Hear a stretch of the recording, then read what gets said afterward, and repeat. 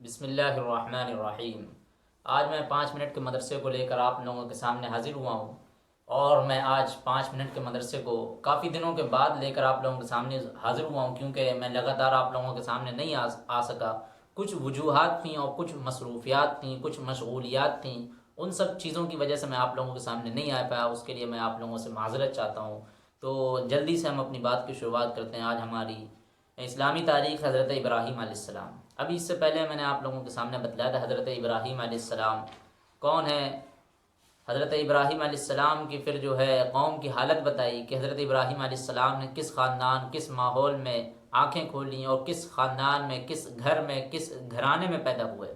تو ایسی قوم، ایسی شرک و بت پرستی اور ضلالت گمراہی وہاں پر عام تھی۔ ایسی جگہ پر آپ کی آنکھیں کھلی ہیں، سارے لوگ بتوں کی پوجا کرتے تھے، چاند ستارے سورج کو اپنی حاجت اور ضرورت پوری کرنے کا وہ لوگ ذریعہ سمجھتے تھے۔ ہر ایک نے مطلب یہ ہے کہ اللہ تعالیٰ کی طاقت اور اس کی قدرت سے چھیڑ چھاڑ کر رکھا تھا، مطلب اس کی وحدانیت کو بھول کر کے، اس کی جو ہے ربوبیت کو بھول کر کے بے شمار چیزوں کو اپنا معبود بنا لیا تھا۔ اب میں آپ لوگوں کو کیا آگے بتاؤں، اگر اس کا نچوڑ میں آپ لوگوں کے سامنے رکھوں تو خود حضرت آزر جو حضرت ابراہیم علیہ السلام کے والد ہیں، قوم تو چھوڑو والد ہیں، انہوں نے بھی کیا کرتے تھے کہ اپنی قوم کے لیے یعنی لوگوں کے لیے وہ لکڑیوں کے بت تراشتے تھے، بت بناتے تھے، اور اس کو کیا کرتے تھے مارکیٹ میں بیچتے تھے۔ لوگ ان کو خریدتے تھے اور ان سے اپنی پوجا پاٹ کرتے تھے، یعنی ان کو اپنی حاجت اور روا اور ضرورت وہ سارا چیزیں سمجھتے تھے، اور خود جو ہے حضرت آزر اپنے ہاتھوں سے بت بناتے اور ان کی پوجا کرتے تھے۔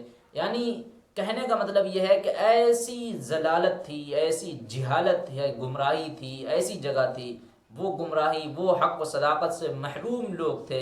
حضرت ابراہیم علیہ السلام نے ایسی جگہ آنکھیں کھولی اور توحید کی آواز لگائی اور صدا لگائی، اور آپ نے لوگوں کو سمجھایا، مگر کسی نے آپ کی دعوت کو تسلیم نہیں کیا، سختی کے ساتھ مخالفت کرنے لگے۔ تو میں نے آپ لوگوں کو بتایا بھی کہ حضرت ابراہیم علیہ السلام کی قوم تو چھوڑو، والد خود حضرت آزر نے کیا کہا تھا کہ اگر تو مجھے میرے معبود کو برا بھلا کہنے سے باز نہیں آیا، اگر نہیں رکا تو میں تجھے سنسار کر دوں گا، یعنی اتنی دشمنی بڑھ گئی۔ تو کیا ہوا کہ حضرت ابراہیم علیہ السلام پھر آگے جو حضرت وہ نمرود بادشاہ تھا، ملعون نمرود بادشاہ، اس نے بھی کیا ناپاک کوششیں نہیں کری ہیں، وہ آپ لوگوں کے سامنے رکھنے جا رہے ہیں۔ تو اسی دعوت کے چکر میں حضرت ابراہیم علیہ السلام کی دعوت توحید کی خبر آہستہ آہستہ جو ہے نا بادشاہ نمرود کو بھی پہنچ گئی، جس نے کیا کر رکھا تھا، خدائی کا دعویٰ کر رکھا تھا۔ بادشاہ نے حضرت ابراہیم علیہ السلام کو طلب کیا، مگر اس عظیم پیغمبر نے وہاں بھی اللہ کی وحدانیت اور اس کی صفات کو خوب اچھی طرح واضح کیا۔ یہ ہوتی ہے ایک ہمت، ایک ہوتی ہے جرت، کہ وہاں پر بادشاہ پتہ تھا لیکن وہاں پر ان کو بلایا گیا، پھر بھی وہاں پہنچ کر کے عظیم پیغمبر نے اللہ کی وہاں پر بھی وحدانیت اور اس کی صفات کو خوب اچھی طرح واضح کیا اور جواب دیا، جس سے بادشاہ لاجواب ہو گیا، دشمنی پر اتر آیا۔ اب والد، قوم، بادشاہ وقت نے مل کر انہیں سزا دینے کی تدبیریں کی۔ بادشاہ کے مشوروں پر قوم کے لوگوں نے ایک خاص جگہ میں کئی روز تک آگ دہکائی، جس کے شعلوں سے آس پاس کی چیزیں جھلسنے لگی تھیں۔ ایسی سخت آگ تھی کہ اتنی تیزی سے آگ، کیا بتاتے ہیں لوگ، مگر ایسی آگ کہ اس کے آس پاس کی چیزیں، پرندے، وہ سب جھلسنے لگے تھے اس کی گرماہٹ سے۔ تو جب لوگوں کو یقین ہو گیا کہ حضرت ابراہیم علیہ السلام اب اس آگ سے زندہ بچ کر ہرگز نہیں نکل سکیں گے، تو ان کو اس آگ میں ڈال دیا گیا۔ مگر رب العالمین کی مدد اور اس کی زبردست طاقت کے سامنے ان کم عقلوں کی تدبیریں کہاں چل سکتی ہیں۔ اللہ تعالیٰ نے آگ کو حکم دیا، قُلْنَا يَا نَارُ كُونِي بَرْدًا وَسَلَامًا عَلَىٰ إِبْرَاهِيمَ، کہ اے آگ تو ابراہیم پر سلامتی کے ساتھ ٹھنڈی ہو جا۔ آگ شعلوں اور انگاروں کے باوجود اسی وقت ان کے حق میں ٹھنڈی ہو گئی، اور حضرت ابراہیم علیہ السلام اس میں صحیح سالم بنے رہے۔ اس قدرت خداوندی اور اتنے بڑے معجزے کو دیکھنے بعد بھی لوگوں نے وہاں پر ایمان نہیں قبول کرا۔ تو سوچو کتنے بدبخت وہ قوم ہوگی یار۔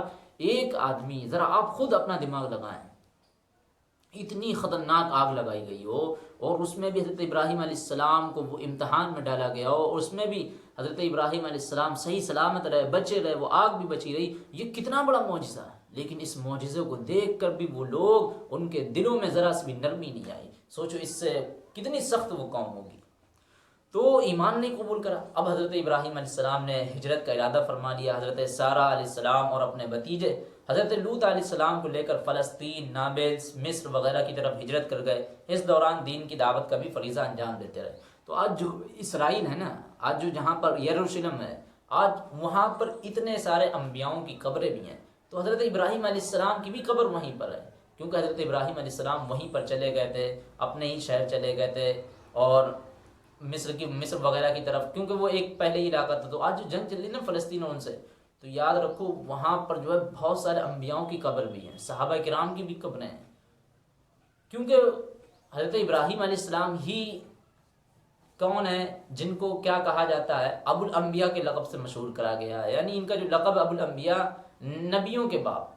تو یہ کیا ہے؟ حضرت ابراہیم علیہ السلام کی جو اولادیں تھیں ان سے بٹوارے ہوئے ہیں کہ حضرت اسماعیل علیہ السلام ادھر، حضرت اسحاق علیہ السلام ادھر چلے گئے. تو ان سے وہاں پر انبیاؤں کا ایک لگاتار سلسلہ شروع ہو گیا، اور یہاں سے حضرت اسماعیل علیہ السلام سے محمد رسول اللہ صلی اللہ علیہ وسلم آخری نبی آئے. تو نمبر 2 ہے اللہ کی قدرت، موتی کی پیدائش. موتی بہت ہی قیمتی پتھر ہوتا ہے جو سیپ کے اندر بنتا ہے.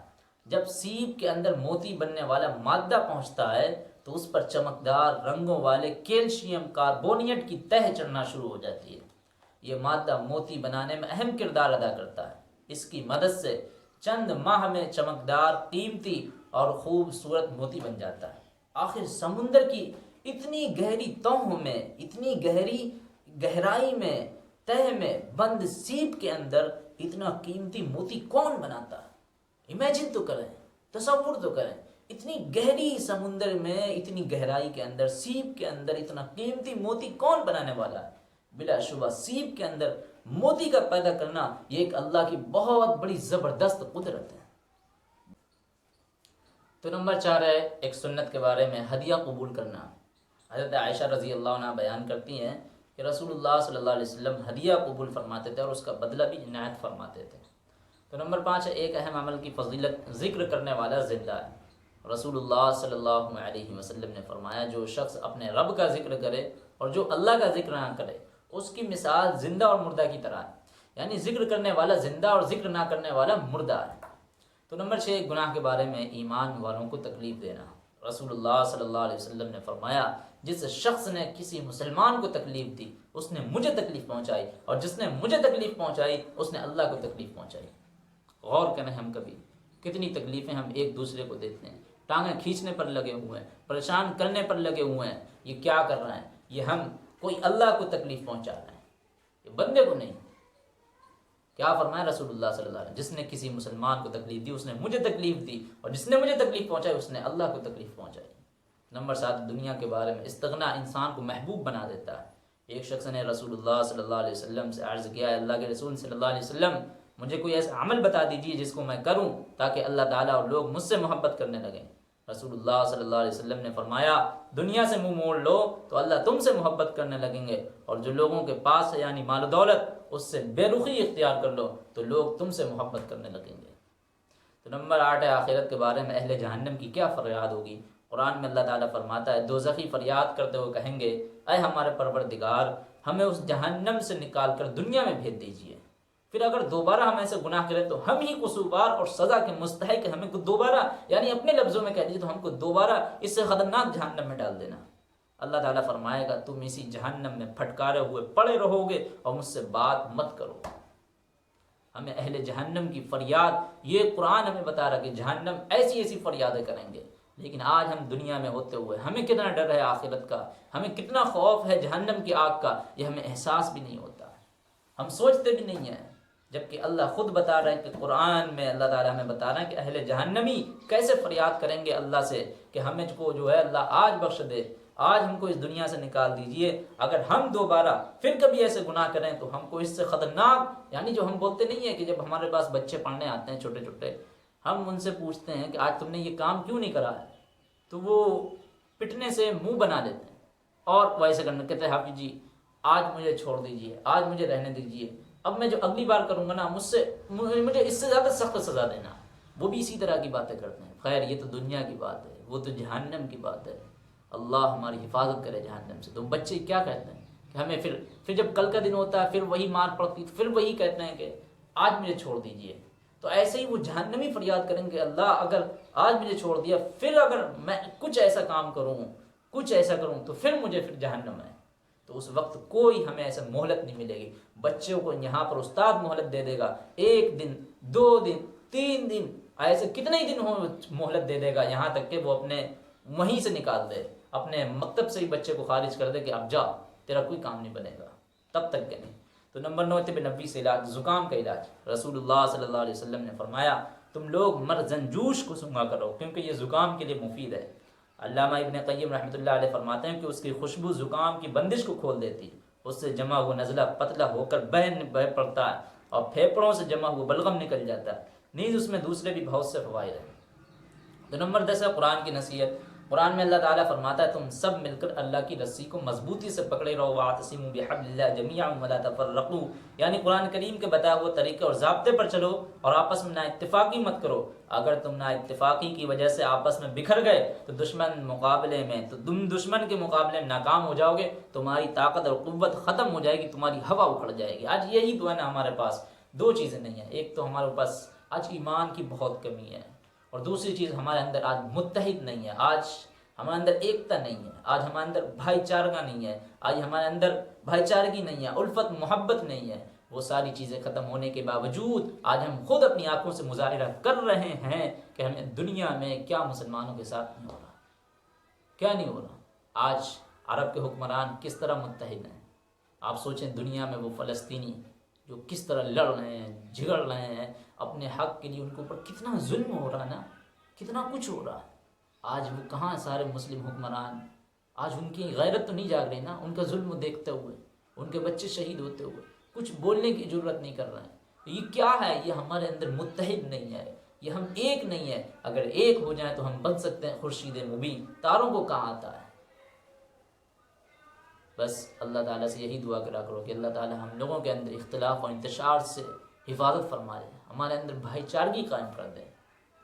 اللہ تعالیٰ ہم لوگوں کو انہیں سننے سے عمل کرنے کی توفیق عطا فرمائے. آمین.